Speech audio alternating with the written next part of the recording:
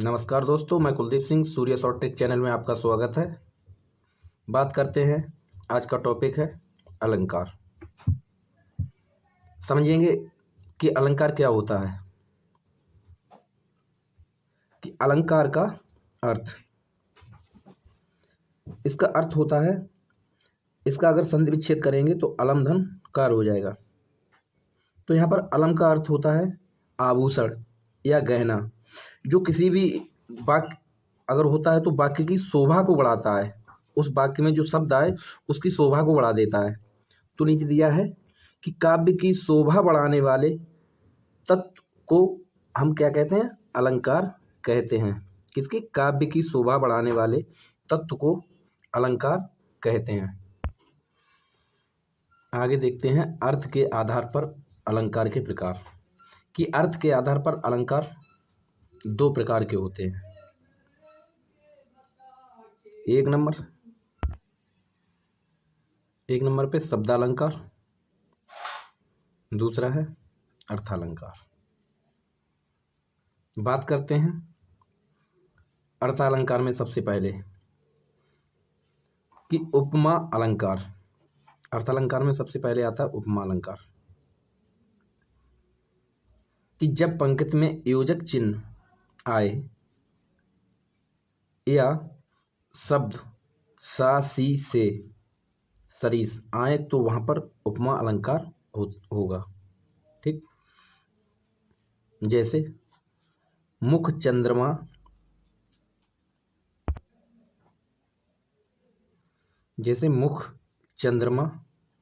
सा सुंदर है,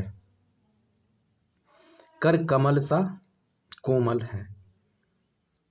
बीच में योजक चिन्ह है, इसमें भी है, इसमें भी है। ठीक है, और दोनों में सा आ रहा है। तो ये हमारे उपमा अलंकार के उदाहरण हैं। आगे करते हैं बात उत्प्रेक्षा अलंकार कि उत्प्रेक्षा अलंकार की क्या पहचान होती है। तो इसमें सीधी सी है कि मन मनहु मानो और जन जनहु जानो। अगर आपको किसी भी वाक्य में ये शब्द देखने को मिल जाए तो समझ लेना वो उत्प्रेक्षा अलंकार का उदाहरण है।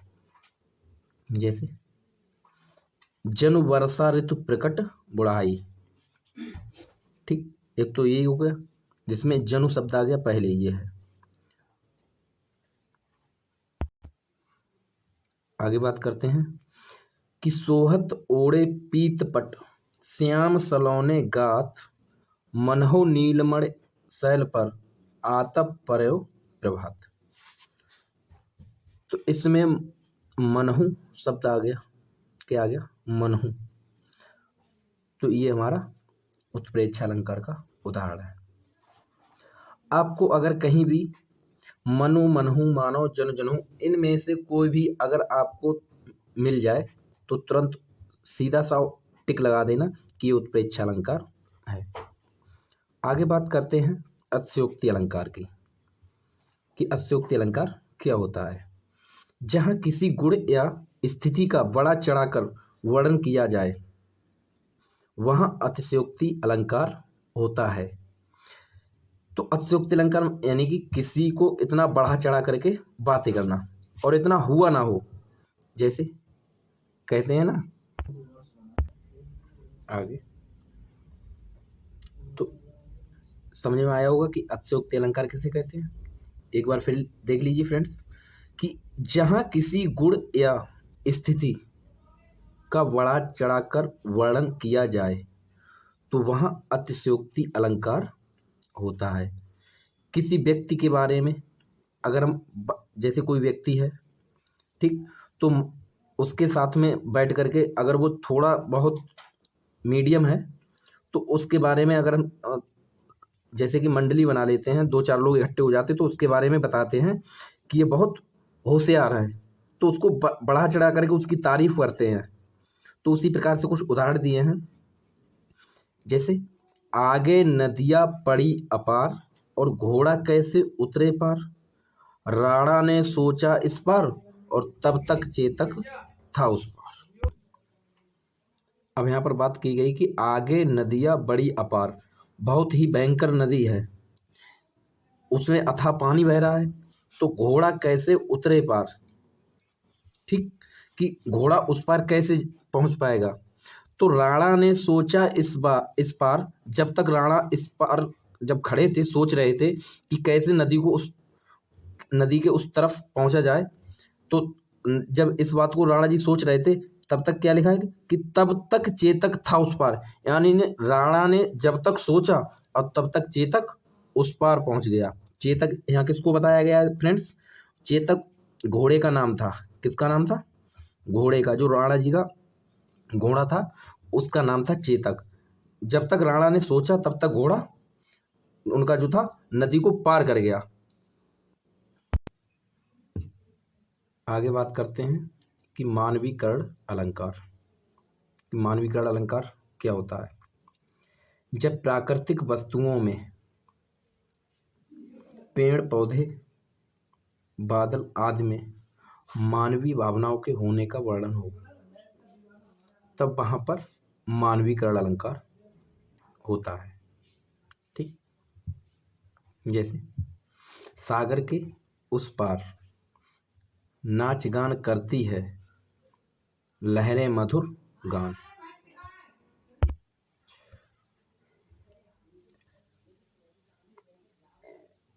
मानवीकरण अलंकार समझ में आया होगा फ्रेंड्स। देखते हैं एक बार फिर से कि जब प्राकृतिक वस्तुओं में पेड़ पौधे बादल आदि में मानवीय भावनाओं के होने का वर्णन हो, तब वहां मानवीकरण अलंकार होता है या आता है। ठीक है, जैसे सागर के उस पार नाच गान करती हैं लहरें मधुर गान, यानी कि जो लहरें हैं, ठीक,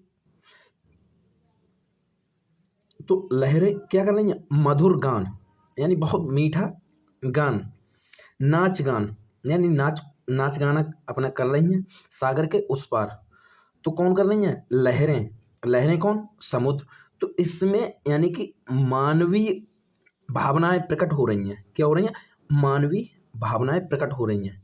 क्या लहरें गाना गा सकती हैं? नहीं, लेकिन इसमें दर्शाया गया है।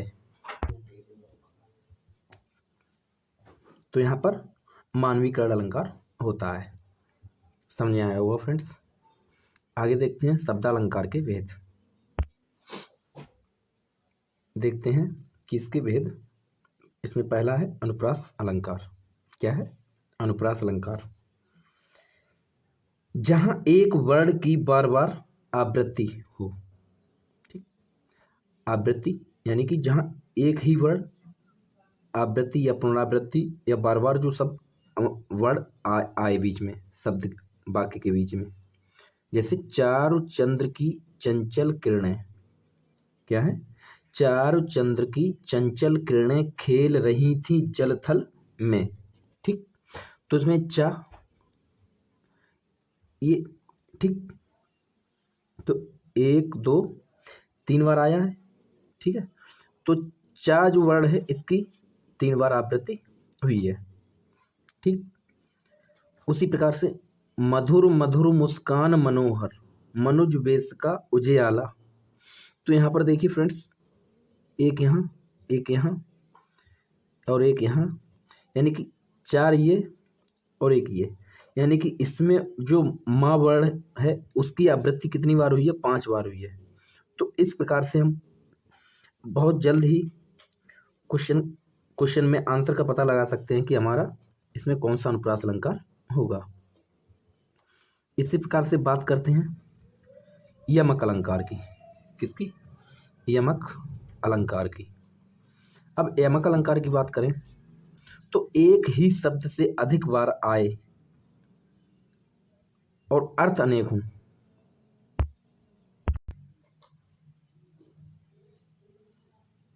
एक ही शब्द एक से अधिक बार आए और अर्थ अनेक हों।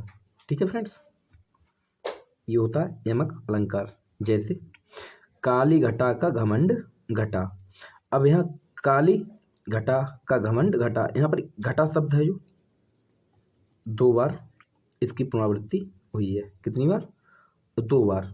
लेकिन यहाँ पर काली घटा, यहाँ पर इस घटा का मतलब है बादल। क्या है? बादल। और यहाँ पर घटा यानी किसी चीज की कमी होना, यानी कि इसका क्या घट रहा है यहाँ पर, घमंड। और यहाँ काली घटा यानी कि बादल छा रहे हैं, तो काली घटा का घमंड घटा।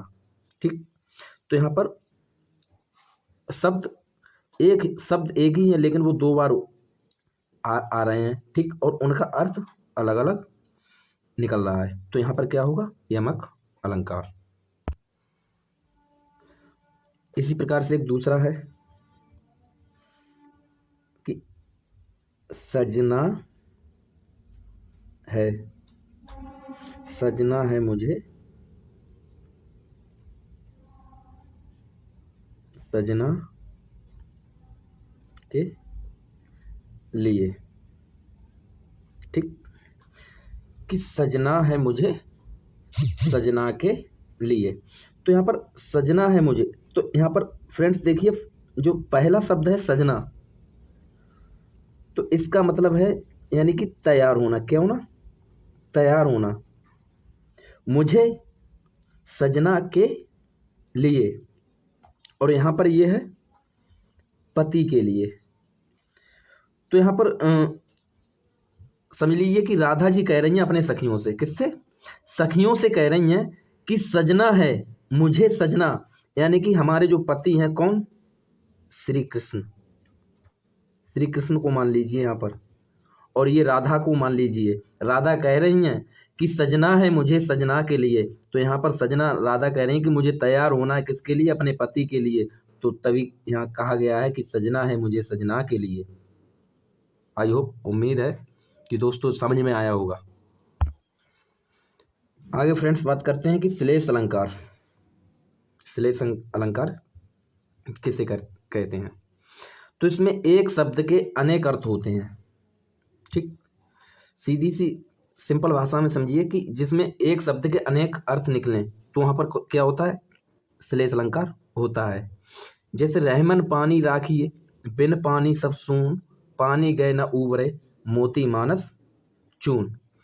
तो यहाँ पर जो पानी शब्द है, तो पानी का सबसे पहला अर्थ निकल रहा है कि रहमन पानी राखिए, यानी कि विनम्रता से। तो पहले पानी की बात विनम्रता हो रही है। ठीक, और दूसरे इधर पानी की बात चमक हो रही है, और आगे पानी की बात क्या हो रही है, आभा, पानी गए ना उबरे। ठीक, तो यहाँ पर पानी की बात हो रही, आभा, तेज, जो, ठीक है, वही जो चमक, ऐसे समझ लीजिए कि चमक का ही वो पर्यायवाची एक तरीके से होता है। ठीक, तो जिसके अनेक अर्थ होते हैं। ठीक है, तो इसी प्रकार से दोस्त ये वीडियो आज तक यानी यहीं तक रखते हैं। मिलते हैं नेक्स्ट वीडियो में। यदि वीडियो पसंद आया हो तो वीडियो को लाइक, शेयर एंड चैनल को सब्सक्राइब करना ना भूलें। तब तक के लिए नमस्कार, जय हिंद, जय भारत।